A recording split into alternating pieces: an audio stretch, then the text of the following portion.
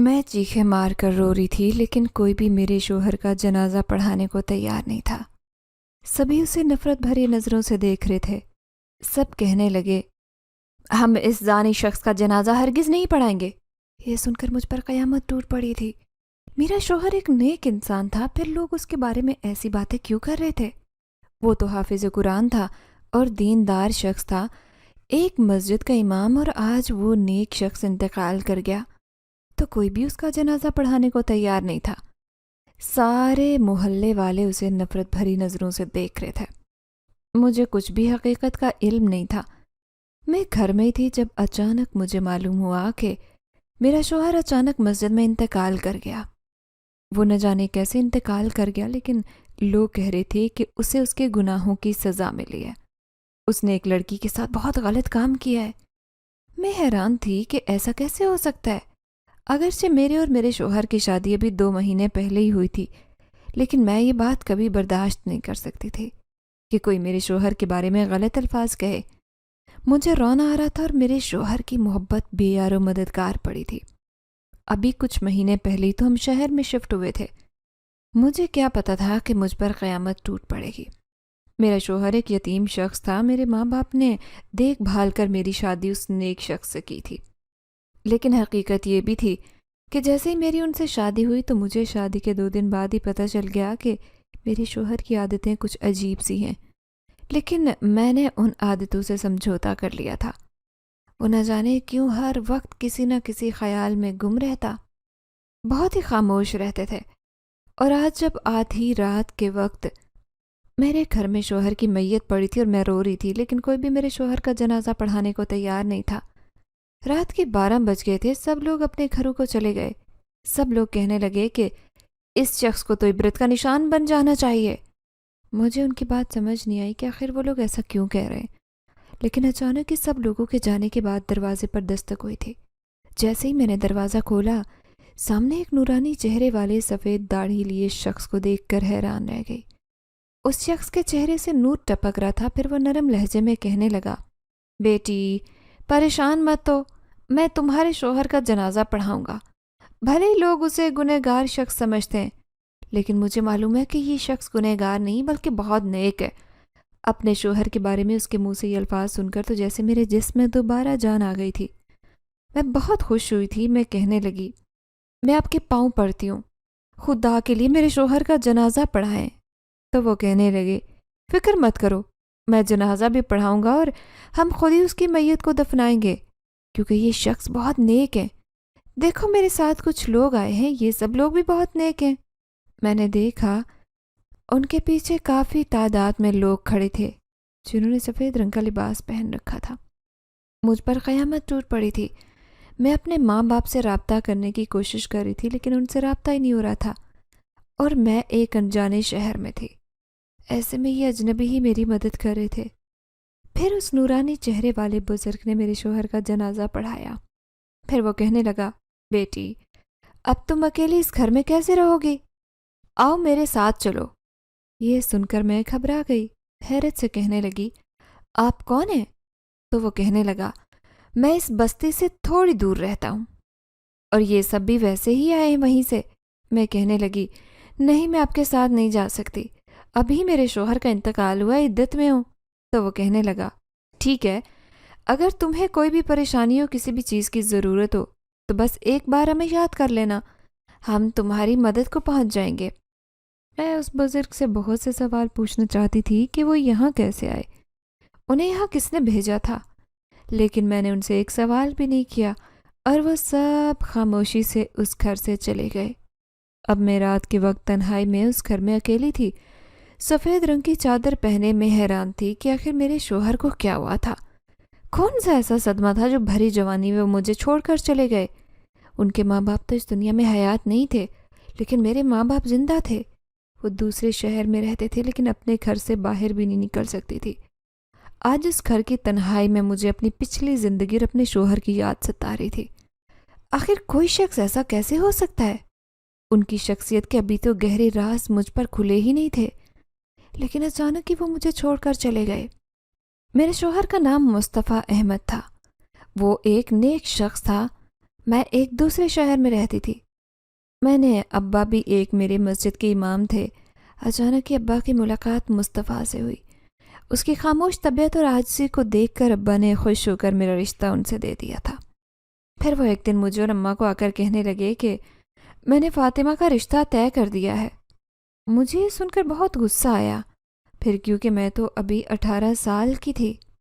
اماں کہنے لگی، ارے ابھی تو بیٹی صرف 18 سال کی ہوئی ہے اور تمہیں اتنی جلدی ہے جس کی شادی کرنے کی۔ ابا کہنے لگا، بیٹی کی جتنی جلدی شادی ہو جائے اتنا ہی اچھا ہے۔ پھر ابا نے میرا رشتہ مصطفیٰ سے طے کر دیا۔ پھر ایک دن میں نے پہلی بار مصطفیٰ کو دیکھا تو حیران رہ گئی۔ وہ بالکل خاموش طبیعت شخص تھا، بالکل بھی بات نہیں کر رہا تھا، پھر سر جھکائے ابا کے سامنے بیٹھا تھا۔ پھر میں اماں سے کہنے لگی، اماں دکھنے میں یہ شخص بڑا عجیب سا لگتا ہے، اور پھر ابا نے اتنی بڑی عمر کے آدمی سے میرا رشتہ طے کر دیا۔ اماں کہنے لگی، ارے بہت ہی نیک ہے، پھر ابا نے سوچ سمجھ کر تیرا رشتہ طے کیا ہوگا۔ یہ سن کر میں خاموش ہو گئی۔ پھر سادگی سے میرا نکاح مصطفیٰ سے ہو گیا۔ وہ مجھے لے کر ایک دوسرے شہر آ گیا، لیکن شادی کی رات جب اچانک ہی اس نے مجھے کہا کہ فاطمہ اب بھی بہت رات ہو گئی ہے، تم سو جاؤ، مجھے معاف کر دینا، میں تمہارا حق نہیں ادا کر سکتا۔ ان کی اس بات پر مجھ پر قیامت ڈھا دی تھی۔ میں حیران تھی کہ کوئی شخص ایسا کیسے ہو سکتا ہے؟ اگر وہ میرا حق ادا نہیں کر سکتے تو پھر مجھ سے شادی کرنے کی کیا ضرورت تھی؟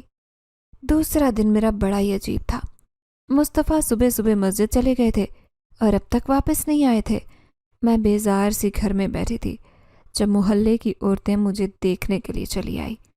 پھر سرگوشیوں میں کہنے لگی، ارے تم تو بڑی نیک لڑکی نظر آتی ہو، تمہارے گھر والوں نے کیا دیکھ کر اس شخص سے تمہارا رشتہ طے کیا ہے؟ یہ سن کر میں حیران رہ گئی۔ میں کہنے لگی کہ ان کی عاجزی اور نیک شخصیت دیکھ کر اماں ابا نے میرا رشتہ ہم سے کیا ہے۔ یہ سن کر وہ عورتیں کہنے لگی، ارے بڑا ہی چال باز شخص ہے، اوپر سے نیک بنتا ہے لیکن اندر سے بڑا ہی مکار ہے، آہستہ آہستہ تمہارے سامنے سارے راز آ جائیں گے۔ وہ عورتیں عجیب باتیں کر رہی تھی۔ ان کی باتیں سن کر مجھے خوف محسوس ہوا، کہیں اماں ابا نے میری شادی کسی غلط شخص سے تو نہیں کر دی؟ آخر کون سے راز مصطفیٰ کی شخصیت میں چھپے ہیں؟ یہ سوچ سوچ کر میں پریشان ہوتی رہی۔ پھر شام کو ہی وہ گھر آئے تھے، لیکن میں ان سے سخت ناراض تھی۔ انہوں نے میرا ناشتے وغیرہ کا کوئی انتظام نہیں کیا تھا اور میں بھوکی پیاسی گھر میں بیٹھی تھی۔ پھر وہ کہنے لگے، مجھے معاف کر دو، میں نے تمہارے ساتھ اچھا سلوک نہیں کیا، اب میں تمہارے لیے کھانا لے کر آیا ہوں۔ وہ بہت اچھا کھانا لے کر آئے تھے، کئی چیزیں ساتھ لے کر آئے تھے جنہیں دیکھ کر میں خوش ہو گئی تھی۔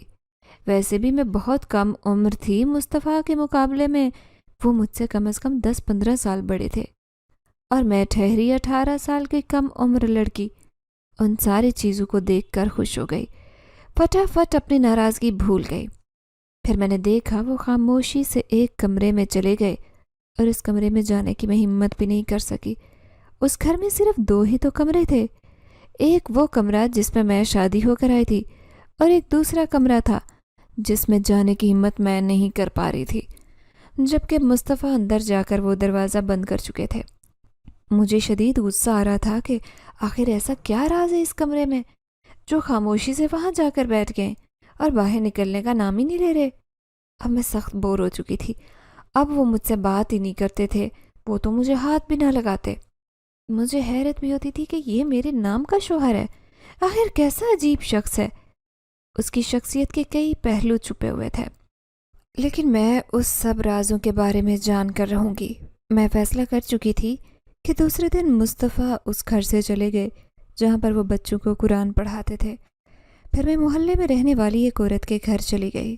میں چادر پہن کر اس عورت کے گھر آئی تھی۔ پھر وہ عورت مجھے دیکھ کر کہنے لگی، ارے تم ہو اس مصطفیٰ کی بیوی؟ ویسے نام تو اس کا بڑا نیک ہے لیکن کرتوت اچھے نہیں ہیں۔ میں جلدی سے کہنے لگی، لیکن باجی آپ ایسا کیوں کہہ رہی ہیں؟ آخر میرے شوہر کے اندر کیا برائی ہے؟ وہ مجھے بہت اچھے لگتے ہیں، میرا بہت خیال رکھتے ہیں۔ تب وہ عورت کہنے لگی، ارے بس نہ ہی پوچھو تو اچھا ہے، کہیں تم ڈر نہ جاؤ، ہم نے سنا ہے کہ کئی ایسی مخلوق اس لڑکے پر عاشق ہے، آج سے نہیں بلکہ بچپن سے ہی جو نظر نہیں آتی، اور کئی لوگوں نے اس گھر میں جس میں تم رہتی ہو کسی لڑکی کو گھومتے پھرتے دیکھا ہے، اور وہ لڑکی کون تھی، کہاں سے آئی تھی، آج تک یہ راز نہیں جان سکا کوئی بھی، اس لیے تم ذرا بچ کر رہنا۔ یہ سنتے ہی میرے ہوش اڑ گئے۔ میں حیرت سے اس عورت کی شکل دیکھے جا رہی تھی۔ میں کہنے لگی، وہ لڑکی کون تھی؟ کیا سچ میں ہی مصطفیٰ کی زندگی میں مجھ سے پہلے کوئی لڑکی تھی؟ کیا مصطفیٰ نے پہلے کسی سے شادی کر رکھی تھی؟ میں نے روتے ہوئے اس عورت سے سوال کیا۔ وہ عورت ماتھے پر ہاتھ مار کر کہنے لگی، ارے پگلی، شادی نہیں کی تھی، تم نہیں سمجھو گی ان باتوں کو، آہستہ آہستہ تمہیں سب سمجھ آ جائے گی، بس میں تمہیں کچھ نہیں بتا سکتی، مجھے ان باتوں سے ڈر لگتا ہے۔ اس نے مجھے واپس گھر بھیج دیا، لیکن میں یہ راز جاننا چاہتی تھی، مگر جب بھی مصطفیٰ گھر آتا میں اس سے کچھ پوچھنے کی جرت ہی نہیں کر پاتی، شاید عمر کا فرق ہونے کی وجہ سے، کیونکہ وہ مجھ سے عمر میں بہت زیادہ بڑے تھے، لیکن وہ میرا خیال ایسے رکھتے تھے، مجھے ایک چھوٹی بچی کی طرح ٹریٹ کرتے تھے، اور میں بھی ان کے اندر ایسی شخصیت کو پا کر بہت خوشی محسوس کرتی۔ مصطفیٰ مجھے بالکل اپنے ابا کی طرح لگتے تھے۔ میرے ابا بھی ایسے ہی میرے نخرے اٹھاتے تھے، کیونکہ میں ان کی اکلوتی بیٹی تھی۔ وہ بھی میرے لیے چاکلیٹس وغیرہ لے آتے تھے، کھانے کے لیے ہر ضرورت کی چیز، جس چیز کی میں فرمائش کرتی، لیکن ابھی تک انہوں نے مجھ سے کوئی رشتہ نہیں بنایا تھا، اور میں ایسی ہی زندگی میں خوش تھی۔ لیکن ایک دن جب وہ کام سے واپس آئے تو ان کے چہرے پر افسردگی تھی، ان کے چہرے پر اتنی تھکن اور مایوسی تھی کہ میں ان کا چہرہ دیکھ کر ڈر گئی۔ وہی ہوا جس کا ڈر تھا۔ انہوں نے گہری سانس لی اور ایک ایسی بات کہی جسے سن کر مجھے حیرت ہوئی۔ کس بات کا ڈر تھا؟ کیا ہوا ہے؟ مجھے بھی تو بتائیں، میں آپ کی بیوی ہوں۔ انہوں نے اداس نظروں سے میرے چہرے کی طرف دیکھا، پھر کہنے لگے، میں اسی وجہ سے شادی نہیں کرنا چاہتا تھا، لیکن تمہارے ابا نے مجھے اتنا مجبور کیا کہ میں تم سے شادی کرنے پر مجبور ہو گیا، حالانکہ میں شادی کرنے کے لائق نہیں تھا۔ میں نے چند مہینے پہلے اپنی رپورٹس کروائی تھی اور میری رپورٹس صحیح نہیں آئی تھی۔ یہ سن کر میں حیران رہ گئی۔ پھر وہ کہنے لگے، میری ایک سائٹ پر درد رہنے لگا تھا، میں نے رپورٹس کروائی تو وہ بالکل ٹھیک نہیں آئی۔ تمہیں سن کر مایوسی ہوگی کہ میرا دل بہت کمزور ہے۔ اپنے شوہر کے منہ سے یہ باتیں سن کر مجھے بہت دکھ ہوا تھا، لیکن جب انہوں نے یہ کہا کہ ہو سکتا ہے میں چند دن کا مہمان ہوں، اسی لیے میں تمہاری زندگی برباد نہیں کرنا چاہتا تھا، میں یہ نکاح کرنے کے لیے تیار نہیں تھا، لیکن تمہارے ابا نے مجھے کہا کہ میری بیٹی کو صرف تم سنبھال سکتے ہو، کیونکہ وہ عمرے پر جا رہے تھے۔ ایسے میں وہ جانے سے پہلے تمہاری ذمہ داری سے سبکدوش ہونا چاہتے تھے۔ پھر انہوں نے میرے ساتھ تمہارا نکاح پڑھا دیا، حالانکہ مجھے اپنی رپورٹس کا ڈر تھا کہ کہیں یہ نیگیٹو نہ آ جائے، اور پھر وہی ہوا جس کا ڈر تھا۔ انہوں نے سارا راز میرے سامنے رکھ دیا، حالانکہ مجھے اس بات پہ یقین نہیں آیا تھا کہ کوئی نوجوان خوبصورت آدمی اس قدر بیمار کیسے ہو سکتا ہے کہ چند دن کا مہمان ہو۔ آخر یہ سب کیا ہو رہا ہے؟ پھر مجھے شدید جھنجھلاہٹ نے گھیر لیا اور میں بچکانہ انداز میں سوچنے لگی، آپ مجھے پہلے یہ بتائیں کہ کیا آپ نے پہلے بھی کوئی شادی کر رکھی تھی؟ مجھے کسی نے بتایا ہے کہ اس گھر میں کوئی لڑکی رہتی ہے۔ یہ سن کر مصطفیٰ حیران رہ گئے، کہنے لگے، ارے یہ تمہیں کس نے کہا؟ ایسی تو کوئی بات نہیں ہے، تم یہ باتیں چھوڑو اور محلے کی عورتوں کے پاس جانے کی بالکل ضرورت نہیں ہے، وہ تو ویسے ہی لوگ ہیں، لوگوں کے گھروں میں آگ لگاتی پھرتی ہیں، آئندہ تم کہیں نہیں جاؤ گی، بس دعا کرو میں جو علاج کروا رہا ہوں وہ کامیاب ہو جائے۔ مصطفیٰ اپنا علاج بھی کروا رہے تھے، ابھی ہماری شادی کو صرف 1.5 مہینہ ہی ہوا تھا، لیکن ایک دن رات کے 10 بج گئے اور مصطفیٰ گھر نہیں آئے۔ میں بڑی پریشان تھی، محلے میں رہنے والی عورت کے پاس گئی اور کہنے لگی کہ باجی، میرے شوہر ابھی تک گھر نہیں آیا، وہ مدرسے میں بیٹھ جاتے، رات گئے تھے لیکن آج واپس ہی نہیں لوٹے۔ وہ عورت کہنے لگی، ارے کیا ہوا، خیریت تو ہے؟ چلو ٹھیک ہے، میں اپنے بچوں کو بھیج کر پتہ کرواتی ہوں۔ اس نے اپنے بچے کو بھیجا تو تھوڑی دیر بعد وہ واپس آ گیا، پھر جلدی سے کہنے لگا، امی، مصطفیٰ بھائی کو تو سارے محلے والے لوگ گھیر کر کھڑے، نہ جانے کیا معاملہ ہوا ہے۔ یہ سن کر میں ڈر گئی۔ اس عورت نے میری شکل دیکھی تو کہنے لگی، پریشان مت ہو بیٹی، میں ابھی پتہ کر کے آتی ہوں کہ آخر کیا معاملہ ہے، تم جوان جہان ہو، رش میں جاتی ہوئی اچھی نہیں لگو گی۔ پھر وہ عورت چلی گئی، لیکن میں اندر سے بے چین ہو گئی۔ یا پھر ایسا کیا معاملہ تھا؟ مصطفیٰ نے ایسا کیا کیا تھا جو سارے لوگ اسے گھیر کر کھڑے تھے؟ وہ تو پہلے ہی بیمار رہتے تھے۔ تھوڑی دیر بعد عورت واپس آئی تو کہنے لگی کہ ارے عجیب معاملہ ہے۔ ایک لڑکی تھی مسجد کے اندر سے نکلی اور زور زور سے کہنے لگی کہ وہ جو اندر شخص ہے اس نے میرے ساتھ برا برتاؤ کیا۔ یہ کہہ کر چیختی مسجد سے باہر چلی گئی، لیکن سارے لوگ مل کر مسجد کے اندر چلے گئے تو حیران رہ گئے، کیونکہ وہاں پر کوئی اور نہیں بلکہ مصطفیٰ بیٹھا ہوا تھا۔ اور وہ لڑکی کون تھی، کہاں سے آئی تھی، مسجد کے اندر کیا کرنے گئی تھی، یہ سارا ایک راز تھا، لیکن کوئی بھی اس لڑکی کے بارے میں نہیں جان سکا کہ وہ کہاں گئی۔ لیکن سبھی نے مصطفیٰ کو گھیر لیا۔ مصطفیٰ سب کو چیخ چیخ کر کہہ رہا تھا کہ میں نے ایسا کچھ نہیں کیا، لیکن لوگوں کی آنکھوں میں اس کے لیے نفرت تھی۔ وہ کہنے لگے تم تو ایک گنہگار شخص ہو۔ ہجوم نے اسے گھیر لیا تھا، سب لوگ اسے مارنا چاہتے تھے۔ بڑی مشکل سے ایک بڑی عمر کے آدمی نے مصطفیٰ کی جان بچائی تھی، ورنہ شاید وہ سب لوگ مل کر اسے مار ہی ڈالتے۔ وہ گھر آیا اور آتے ہی سہم کر بیٹھ گیا تھا۔ اتنے بڑے مرد کو ایسے انداز میں بیٹھے دیکھ کر میں حیران رہ گئی۔ وہ بہت زیادہ ڈرا ہوا لگ رہا تھا۔ مجھے سمجھ نہیں آئی کہ یا پھر اس لڑکی نے ایسا کیوں کیا، اور وہ لڑکی کون تھی۔ میں بار بار مصطفیٰ سے پوچھ رہی تھی، لیکن وہ کچھ بتانے کا نام ہی نہیں لے رہا تھا۔ اس انسان کا رویہ اور اس کی عادتیں میری سمجھ سے باہر تھی۔ میں ابھی تک اسے سمجھ نہیں سکی تھی۔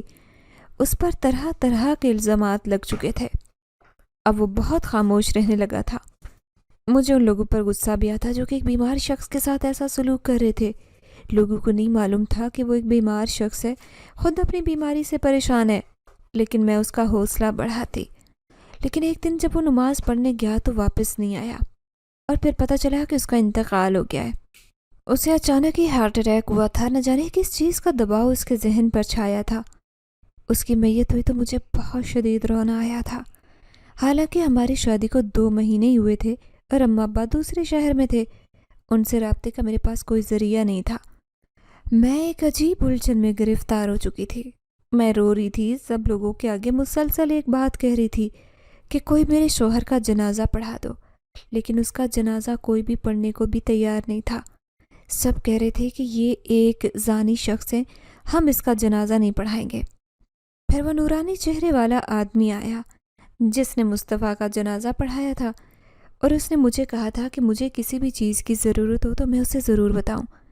لیکن میں حیران تھی کہ آخر یہ کون ہے، اور انہوں نے مصطفیٰ کا جنازہ کیوں پڑھایا تھا۔ وہ میرا شوہر تھا، اس لیے مجھے عدت کرنی لازمی تھی۔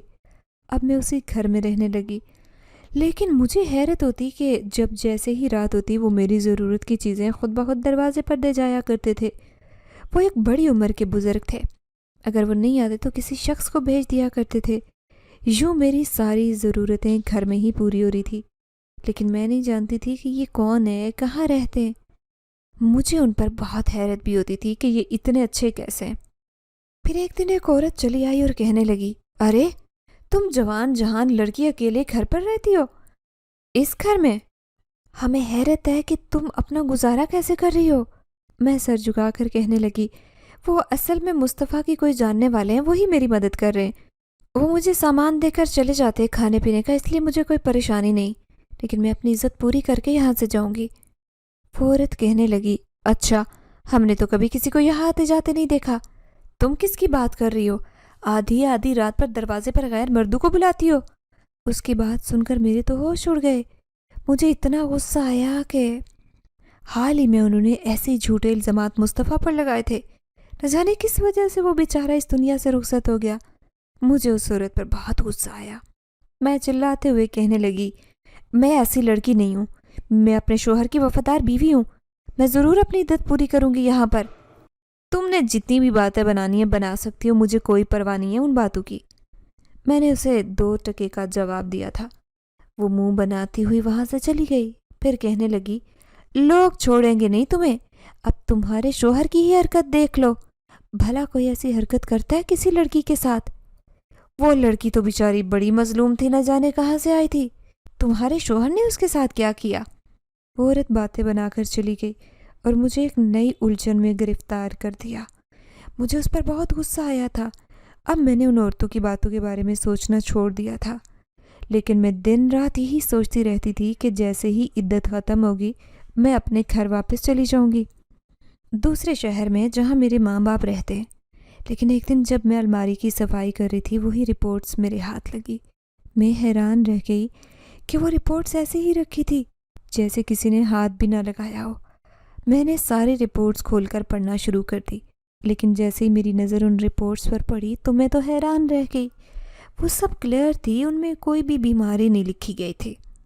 مجھے حیرت بھی ہوئی اور سوچا کہ شاید یہ میرا وہم ہے۔ لیکن اگلے دن جب میں ہمسائے میں رہنے والی ایک نیک عورت کے گھر گئی، میں اس سے کہنے لگی کہ میں آپ کو کچھ رپورٹس دیتی ہوں، آپ یہ ڈاکٹر کو دکھا سکتی ہیں، ابھی میں باہر نہیں نکل سکتی، لیکن آپ مجھے ضرور بتانا کہ آخر ان رپورٹس میں کیا ہے۔ یہ میرے شوہر کی رپورٹس ہیں، وہ کہہ رہے تھے کہ مجھے ایک سنگین بیماری ہے، میں اس بیماری کے بارے میں پتہ لگانا چاہتی ہوں کہ آخر انہیں کیا بیماری تھی۔ وہ عورت تسلی دیتے ہوئے کہنے لگی، ہاں تم پریشان مت ہو، میں ڈاکٹر سے پوچھ کر بتا دوں گی۔ میں نے اس کا شکریہ ادا کیا۔ پھر 2 دن بعد وہ میرے پاس آئی تھی اور کہنے لگی، ڈاکٹر نے کہا ہے کہ ایسی کوئی بیماری نہیں ہے، ان کی ساری رپورٹس بالکل کلیئر ہیں۔ یہ سن کر تو میرے ہوش اڑ گئے تھے۔ اب تو یہ صورتحال اور بھی عجیب ہوتی جا رہی تھی۔ میرا شوہر ایک پیچیدہ انسان تھا اور میں حیرت زدہ تھی کہ آخر میرے ابا کو اس نے کیا نظر آیا تھا۔ انہوں نے بغیر سوچے سمجھے کسی کی جان پہچان نکالے بغیر میرا نکاح کروا دیا تھا اس سے۔ کیا میں ان کی سوتیلی بیٹی تھی؟ مجھے اب ہر وقت رونا آتا رہتا۔ لیکن دوسری طرف وہ نیک عورت آ کر مجھے بتاتی کہ محلے کی ساری عورتیں تمہارے بارے میں بہت عجیب و غریب باتیں کرتی ہیں۔ انہوں نے وہ ساری باتیں اپنے شوہر کو بھی بتا دی ہیں۔ لوگ کہتے ہیں کہ اب اس لڑکی کو ہم محلے میں نہیں رہنے دیں گے جو رات کو غیر مردوں کو اپنے دروازے پر بلاتی ہے۔ یہ سن کر مجھے شدید غصہ آیا۔ میں غصے سے کہنے لگی، میں ایسی لڑکی نہیں ہوں، وہ نیک شخص ہیں جو میری مدد کرتے ہیں، جیسے ہی میری عدت ختم ہوگی میں خود ہی چلی جاؤں گی۔ وہ عورت کہنے لگی، اچھا تم گھبراؤ مت، میں محلے کی عورتوں سے بات کرتی ہوں، لیکن تم ان سے کہو نا کہ وہ رات کو کیوں تمہاری مدد کرنے آتے ہیں۔ دن کو بھی اگر سب کے سامنے آئیں گے تو کسی کو اعتراض کا موقع نہیں ملے گا۔ اس کی یہ بات میرے دل کو لگی تھی۔ میں کہنے لگی کہ تم بالکل ٹھیک کہتی ہو، اب مجھے ان سے ایسے ہی کہنا ہے۔ وہ عورت چلی گئی، لیکن جیسے ہی رات کو وہ بزرگ آئے جو نورانی چہرے والے تھے، جن کے چہرے سے نور ٹپکتا تھا، میں انہیں دیکھتے ہوئے کہنے لگی، آپ کو دن میں آنا چاہیے، سب لوگ عجیب و غریب باتیں کرتے ہیں، اس لیے یہ سب مجھ سے برداشت نہیں۔ میں تو جیتے جی مرنے کو ہو رہی ہوں۔ پہلے میرے شوہر کا انتقال ہو گیا، وہ بھی شادی کے 2 مہینے بعد، اور ابو لوگ مجھ پر باتیں کر رہے ہیں، اس لیے آپ احتیاط کریں اور دن میں میری مدد کے لیے آیا کریں۔ مجھے جس چیز کی بھی ضرورت ہوگی میں آپ کو بتا دیا کروں گی۔ وہ بزرگ پردے کے پیچھے کھڑے تھے، وہ مایوسی سے کہنے لگے، دراصل بیٹی مجھے معاف کرنا، لیکن میں دن میں نہیں آ سکتا، میری مجبوری ہے۔ میں حیران رہ گئی کہ وہ ایسا کیوں کہہ رہے ہیں، آخر ان کی ایسی کیا مجبوری ہے۔ میں حیرت سے کہنے لگی، جس طرح آپ کی مجبوری ہے اسی طرح میری بھی مجبوری ہے، پھر آپ میرے دروازے پر نہ آیا کریں، میں کسی نہ کسی طرح اپنا گزارا کر لوں گی۔ وہ حیران ہو کر کہنے لگے، ارے بیٹی کیسے گزارا کرو گی، کوئی بھی تمہارے پاس آتا جاتا نہیں، تم خود بھی باہر نہیں نکل سکتی، ابھی تمہاری عدت میں کتنے دن باقی ہیں؟ میں نے انگلیوں پر حساب لگایا اور ان سے کہنے لگی، صرف 15 دن ہے۔ تو وہ کہنے لگے، ٹھیک ہے، بس 15 دن اور گزارا کر لو، لوگوں کی باتیں سن کر برداشت کر لو، اس کے بعد تمہاری ساری اذیت، ساری تکلیفیں ختم ہو جائیں گی۔ میں حیرت سے کہنے لگی کہ آخر وہ ایسا کیوں کہہ رہے ہیں۔ تبھی انہوں نے مجھے کاغذ دیا اور کہنے لگے، جب کہ تمہاری عدت ختم ہو تو یہاں ضرور آنا، تمہیں سب کچھ پتہ چل جائے گا، تمہارے شوہر کی سچائی اور اس لڑکی کے بارے میں بھی جو اس دن مسجد میں آئی تھی، جس کی وجہ سے تمہارے شوہر کے اوپر الزام لگا تھا، میں اس کے بارے میں سب کچھ جانتا ہوں۔ میں یہ سن کر حیران رہ گئی۔ پھر میں انہیں کہنے لگی، تو آپ نے یہ سب پہلے لوگوں کو کیوں نہیں بتایا؟ لوگوں کے سامنے ان کی سچائی کو باہر لے کر آتے ہیں۔ مجھے سخت غصہ آیا تھا، لیکن میرے سوال کے جواب میں کوئی آواز نہیں آئی تھی۔ تو میں ذرا سا جھانک کر دیکھ رہا تھا، حیران رہ گئی۔ وہاں پر کوئی بھی نہیں تھا، جو بھی تھا وہ وہاں سے جا چکا تھا۔ میں مایوس سا دل لے کر اندر چلی آئی اور مجھے 15 دن اور انتظار کرنا پڑے گا، لیکن میں سچائی جانے بنا اس شہر سے کہیں نہیں جاؤں گی۔ پھر جیسے تیسے یہ دن گزرنے لگے۔ میرے پاس اتنا سامان تھا کہ میرا گزارا ہو رہا تھا۔ پھر محلے میں رہنے والی وہ نیک عورت جو میری مدد کر دیا کرتی تھی وہ بھی میرے پاس آ جایا کرتی تھی۔ وہ مجھے دیکھتی اور افسوس سے کہتی، کتنے کم عمر اور معصوم ہو، لیکن قسمت نے ہمارے ساتھ کتنا دغا کیا۔ میں کہنے لگی، کوئی بات نہیں ہے، اللہ تعالیٰ اپنے بندوں کو آزمائش کے لیے چنتا ہے، مجھے اس کی اس آزمائش پر کوئی اعتراض نہیں۔ وہ کہنے لگی، تم تو بڑے حوصلے والی ہو بیٹی، خدا تمہارا نصیب اچھا کرے۔ میں غم سے مسکرائی تھی۔ پھر اس عورت سے کہنے لگی، تم بھی بہت اچھی ہو، جہاں یہ کچھ لوگ وہاں لوگوں کو جیتے جی مارنے میں کوئی کسر نہیں چھوڑتے، اس میں سے تم ایک نیک عورت ہو جو میری مدد کر رہی ہو۔ کسی بات کا مجھے حوصلہ ہے، یہ بھی میرے دن بہت جلدی گزرے، ورنہ میں یہ دن کیسے گزارتی۔ پھر وہ عورت چلی گئی۔ پھر اللہ اللہ کر کے یہ دن گزرے۔ 15 دن بعد میری عدت ختم ہو گئی۔ آج میں نے نہا دھو کر ایک کالے رنگ کا سوٹ پہن لیا تھا اور میرے پاس کپڑے بھی نہیں تھے، سارے ہی وہی سادہ اور پرانے سے ہو گئے تھے۔ پھر میں اس عورت کے گھر گئی اور کہنے لگی، آج شاید میرا اس شہر میں آخری دن ہے، اس لیے میں کبھی واپس لوٹ کر یہاں نہیں آؤں گی۔ اس شہر نے مجھے کچھ بھی نہیں دیا، الٹا میرے شوہر کو مجھ سے چھین لیا۔ پھر وہ جھجکتے ہوئے کہنے لگی، ایک بات کہوں، دراصل تمہارا شوہر بھی کوئی ٹھیک انسان نہیں تھا۔ یہ سنتے ہی مجھے غصہ آیا۔ میں کہنے لگی، تم ایسی بات نہ کرو۔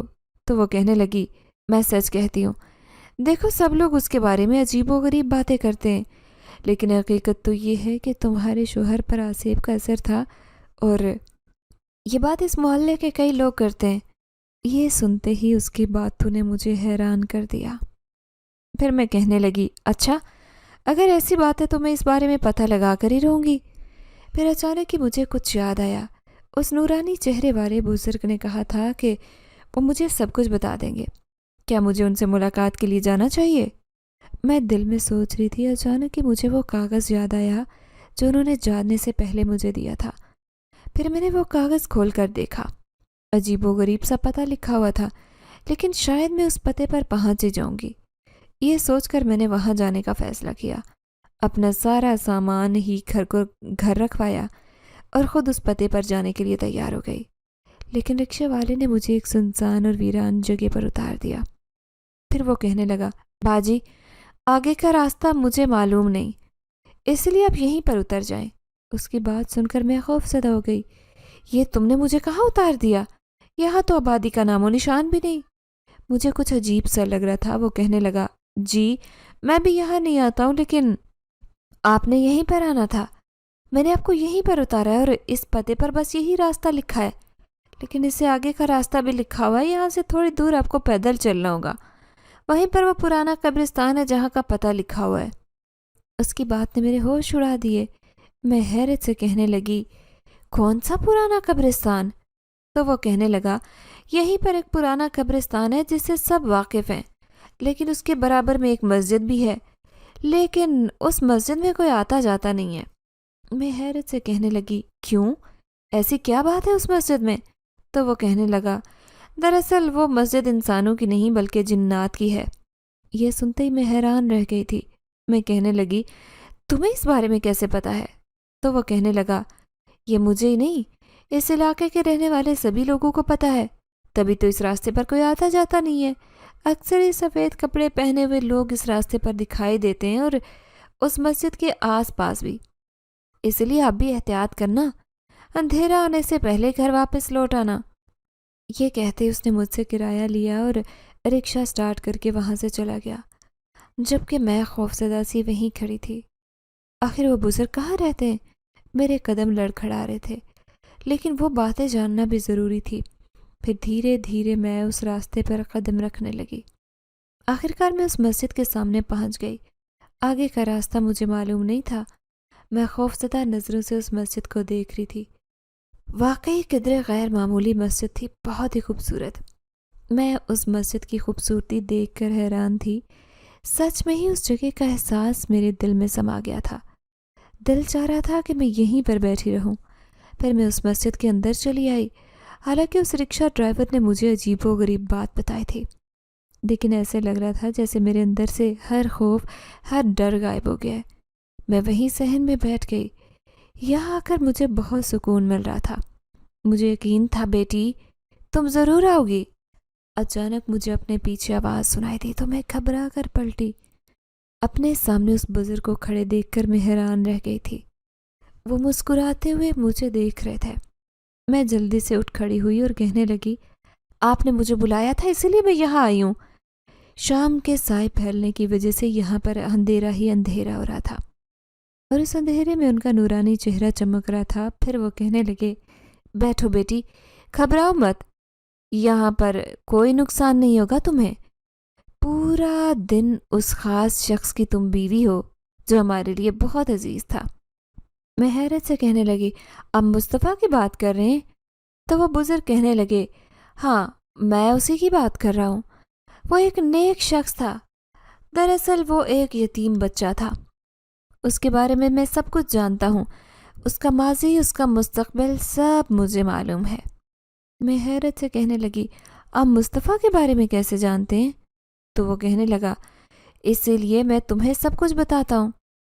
مصطفیٰ ایک یتیم بچہ تھا۔ دراصل ایک دن وہ اپنے ماں باپ کے ساتھ کہیں جا رہا تھا، لیکن اس ویران راستے میں گزرتے ہوئے اچانک ہی ان کا ایکسیڈنٹ ہوا تھا، جس میں مصطفیٰ کے ماں باپ مر گئے تھے۔ وہ لاوارث جنگلوں میں پڑا تھا اور مسلسل روئے جا رہا تھا۔ اسے لگ رہا تھا کہ بچہ بہت بھوکا ہے۔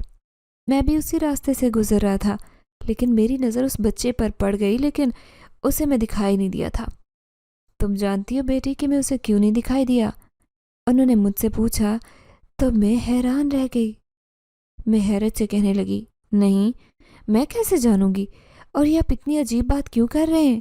تو وہ کہنے لگے، اس لیے اسے دکھائی نہیں دیا تھا میں، کیونکہ میں کوئی انسان نہیں بلکہ ایک جن ذات ہوں، ایک نیک جن ذات۔ یہ سنتے ہی میری آنکھیں تو پھٹی کی پھٹی رہ گئی۔ میرا وجود بری طرح سے کانپ رہا تھا۔ میں حیرت سے اسے دیکھے جا رہی تھی تو وہ کہنے لگا، یہی حقیقت ہے۔ اور مصطفیٰ کو میں نے اپنے بازو میں اٹھا لیا تھا۔ مجھے وہ بچہ بہت پیارا لگ رہا تھا۔ میں اپنے پاس اسے لے آیا۔ اتنا چھوٹا بچہ تھا، اپنا نام بھی نہیں بتا سکتا تھا، نہ ہی اپنے بارے میں کچھ، اسی لیے میں اسے یہاں پالنے لگا۔ یہاں پر ہم سبھی رہتے تھے، اسی لیے میں سب کے ساتھ مل کر اسے پالنے لگا، سب کا لاڈلا بن گیا تھا۔ یہ ہماری مسجد بہت پرانی ہے، کئی 100 سال پرانی، اور اس مسجد کے آس پاس ہم سب رہتے تھے۔ پھر آہستہ آہستہ وہ بڑا ہونے لگا، لیکن اب اسے ہماری موجودگی پر حیرانی ہوتی، کیونکہ وہ ہم سب سے بہت الگ تھا۔ وہ ہمارے درمیان پلنے لگا۔ اسے ہم جنات نے پال پوس کر جوان کیا تھا۔ پھر ایک دن وہ کہنے لگا کہ مجھے ایسی ہی طاقتیں چاہیے تھی۔ میں اسے سمجھانے لگا کہ نہیں، اگر تم وہ طاقتیں حاصل کر لو گے تو تم ان کا دباؤ برداشت نہیں کر سکو گے، لیکن اس کی ضد بڑھ گئی۔ وہ میرے ساتھ رہنے کی وجہ سے بہت زیادہ نیک تھا اور مجھ سے زیادہ ذہین بھی، اسی لیے اس نے بہت ساری چیزیں سیکھ لی تھی۔ لیکن پھر اس کی ضد دیکھ کر میں نے اسے اپنی چند طاقتیں دے دی۔ لیکن سب سے بڑی پریشانی یہ تھی کہ میری بیٹی جو کہ ایک جن زادی تھی، وہ اسے عشق کرنے لگی تھی اور کہتی تھی کہ میں اسے کہیں جانے نہیں دوں گی۔ لیکن اب مصطفیٰ جوان ہو گیا تھا، 20 سال کا۔ وہ کہنے لگا کہ مجھے اب انسانوں کی دنیا میں جانا ہے، کیونکہ میں یہاں پر رہ رہ کر تھک گیا ہوں۔ اب اس کے جانے کا وقت ہو گیا تھا، لیکن میری بیٹی وہ ضد کر رہی تھی کہ وہ کہیں نہیں جا سکتا، وہ صرف میرا ہے۔ میں نے اسے سمجھایا اور کہنے لگا کہ تم ایسی ضد نہ کرو، وہ واپس اپنی دنیا میں جائے گا اور وہیں پر اپنی زندگی گزارے گا۔ لیکن میں نے مصطفیٰ کی بہت اچھی تربیت کی تھی، وہ ایک نیک شخص بن گیا تھا، اس لیے مجھے یہ ڈر نہیں تھا کہ وہ وہاں جا کر بدل جائے گا۔ پھر میں نے اسے البتہ کہا کہ وہ یہاں سے چلا گیا اور واپس لوٹ کے اپنی دنیا میں جہاں سے آیا تھا۔ لیکن میری بیٹی بہت رو رہی تھی، مگر ایک رات کو جب میری آنکھ کھلی تو میں حیران رہ گیا۔ میری بیٹی قبیلے سے غائب ہوئی۔ اس کا مطلب تھا کہ وہ مصطفیٰ کے پیچھے اس کی دنیا میں چلی گئی تھی۔ میں جانتا تھا کہ وہ وہاں جا کر اسے بہت پریشان کرے گی۔ اس کو غصہ بھی بہت آیا، لیکن اس کی ضد دیکھ کر میں بھی پریشان ہو گیا کہ آخر میں کیا کروں۔ کچھ دن تک میں اس کا انتظار کرتا رہا، لیکن وہ واپس نہیں آئی۔ پھر میں ہی غصے میں اس کے پیچھے گیا تھا اور میں بڑی مشکل سے اسے واپس قبیلے میں لے کر آیا۔ لیکن ایک دن میں مصطفیٰ کے پاس گیا اور اسے کہنے لگا کہ اب تم شادی کر لو، اس کے بعد ہی میری بیٹی تمہارا پیچھا چھوڑے گی۔ ورنہ لوگ تمہارے بارے میں نہ جانے کیا کیا باتیں کریں گے۔ وہ سب سے الگ تھلگ رہتا تھا۔ زیادہ طاقتور ہونے کی وجہ سے وہ اپنے آپ کو ایک الگ انسان محسوس کرتا تھا۔ پھر ایک دن وہ دوسرے شہر چلا گیا، لیکن ہمیشہ مجھے خبر رہتی تھی کہ وہ کہاں گیا ہے، کہاں نہیں۔ پر وہاں جا کر شاید اس نے تمہارے والدین سے بات کی تھی، اور اس کی طاقت کو محسوس کر کے وہ لوگ اس کے آگے انکار نہیں کر سکے اور اس سے تمہارا نکاح کر دیا۔ حالانکہ تم بہت کم عمر تھی، لیکن شاید اسے بھی ایسی ہی بیوی کی ضرورت تھی جو بہت خوبصورت ہو۔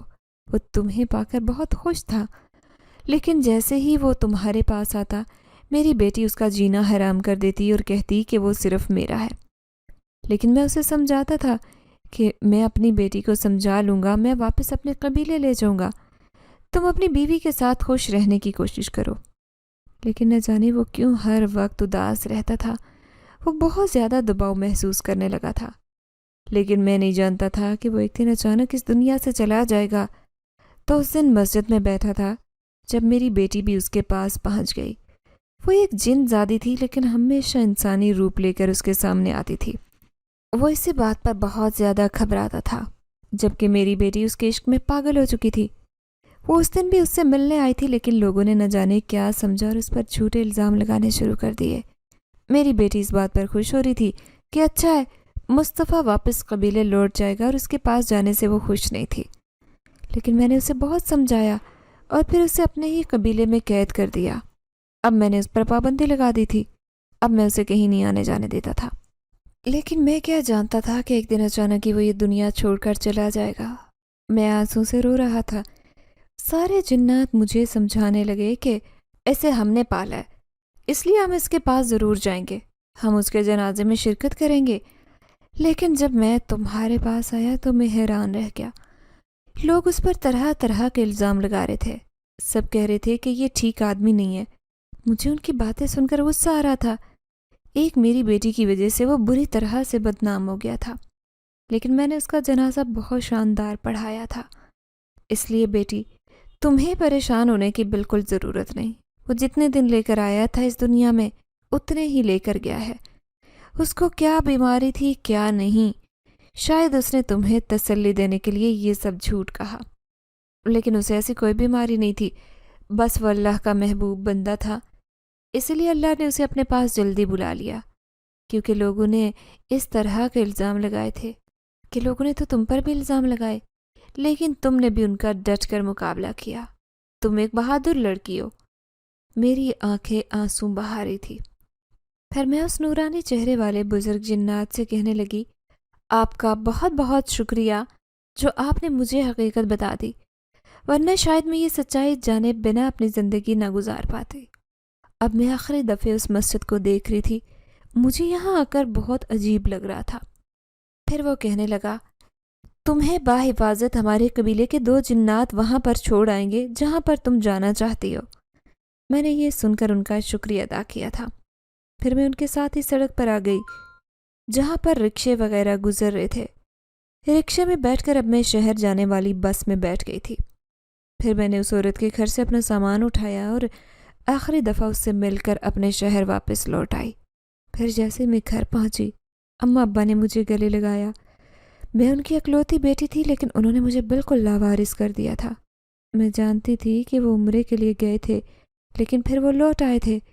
جب میں نے انہیں بتایا کہ میرا شوہر وفات پا چکا ہے تو انہیں یقین نہیں آیا۔ پھر ابا پیشانی مسلتے ہوئے کہنے لگے، نہ جانے مجھے کیا ہو گیا تھا، میں اس نیک نوجوان کی درخواست کو رد نہ کر سکا اور تمہاری شادی اس سے کروا دی۔ مجھے اس کے چہرے پر بہت معصومیت نظر آئی تھی۔ میں اداس ہو کر کہنے لگی، ہاں ابا، وہ ایک اچھا انسان تھا، لیکن اس کی زندگی اتنی ہی تھی اور میں نے زندگی کو قبول کر لیا ہے۔ ابا نے مجھے گلے لگا لیا تھا اور پیار کرنے لگے، کہنے لگے، میری بیٹی بہت بہادر ہے، لیکن وہ شخص بڑا عجیب تھا۔ میں کہنے لگی، ہاں مجھے بھی شروع میں ایسا ہی لگا، لیکن آہستہ آہستہ مجھے اس کی عادتوں کے بارے میں پتہ چلا، لیکن اتنے دن اس کے ساتھ گزار ہی نہیں پائی، اسی لیے آج آپ کے سامنے ہوں۔ بھلے ہی میری شادی مصطفیٰ سے ہوئی تھی، لیکن حقیقت تو یہی تھی کہ اس نے مجھے ہاتھ بھی نہیں لگایا تھا اور میں پہلے کی طرح بالکل پاک صاف تھی۔ پھر میں ابا کے ساتھ مل کر محلے کے بچوں کو مدرسہ پڑھانے لگی۔ لیکن ایک دن ابا آ کر کہنے لگے، ایک تمہارا رشتہ آیا ہے، بہت ہی اچھا رشتہ ہے، میں چاہتا ہوں کہ اپنی زندگی میں ہی تمہاری شادی کر دوں۔ میں کہنے لگی، نہیں ابا، میں ایسے ہی ٹھیک ہوں، میری زندگی اچھی گزر رہی ہے۔ ابا کہنے لگا، نہیں، پوری زندگی اکیلے کیسے گزارو گی؟ اب تمہیں کوئی نہ کوئی فیصلہ کرنا ہی ہوگا۔ پھر میں نے ابا سے ہاں کہہ دی تھی، لیکن شاید اب آنے والے انسان کو اس طرح سے قبول نہ کر پاؤں، لیکن میں نے ابا کو وہ حقیقت نہیں بتائی جو اس بزرگ جنزاد نے مجھے بتائی تھی، اور میں اس کی بات سن کر کس قدر حیران ہوئی، مجھے یقین نہیں آتا تھا کہ ایسا بھی ہو سکتا ہے۔ پھر میں دل میں حیرت سے سوچنے لگی کہ کہیں مصطفیٰ کی اس جنزادی سے عشق تو نہیں کرتا تھا، اس کے خاموش رہنے کی یہی وجہ ہو سکتی ہے۔ میں کافی دن تک اس بارے میں سوچتی رہی۔ پھر ابا نے میرا سادگی سے نکاح کبیر سے کر دیا۔ کبیر میری زندگی میں آنے والا دوسرا شخص تھا۔ مجھے تو اب شادی کے نام سے بھی الجھن محسوس ہو گئی تھی، لیکن کبیر کی محبت دیکھ کر میں حیران رہ گئی۔ اسے شاید سچ میں ہی ایک عورت کی ضرورت تھی، کیونکہ اس کے گھر میں اس کی بیمار ماں بھی تھی۔ میں اس کی خدمت کرتی اور پورے گھر کو سنوار کر رکھتی تھی۔ کبھی مجھے خوش دیکھ کر وہ خوش ہوتا کبیر، اور کہتا کہ ایسے لگتا ہے کہ میری زندگی مکمل ہو گئی ہے۔ پہلے میری زندگی بہت ادھوری تھی، اب میں بھی کبیر سے محبت کرنے لگی تھی۔ سچ میں ہی اب مجھے سمجھ آیا تھا کہ میاں بیوی کا رشتہ کیا ہوتا ہے۔ جب میں امید سے ہوئی تو بہت خوش تھی، لیکن اکثر ہی میں ان باتوں کو سوچتی رہتی جو میرے ماضی میں ہوئی تھی۔ بھلے ہی وہ صرف 2 مہینے کا کھیل تھا، لیکن ایسے لگ رہا تھا کہ وہ 2 صدی کا کھیل ہو۔ مصطفیٰ میری زندگی میں آیا بھی اور چلا بھی گیا، لیکن اس کی یادیں آج بھی میرے دل میں تازہ تھی، اور میں اکثر کبیر سے اس بارے میں بات کرتی رہتی تھی۔ وہ شخص بھولنے کے قابل نہیں تھا، یہ بات تو میں بھی اچھی طرح سے جانتی تھی۔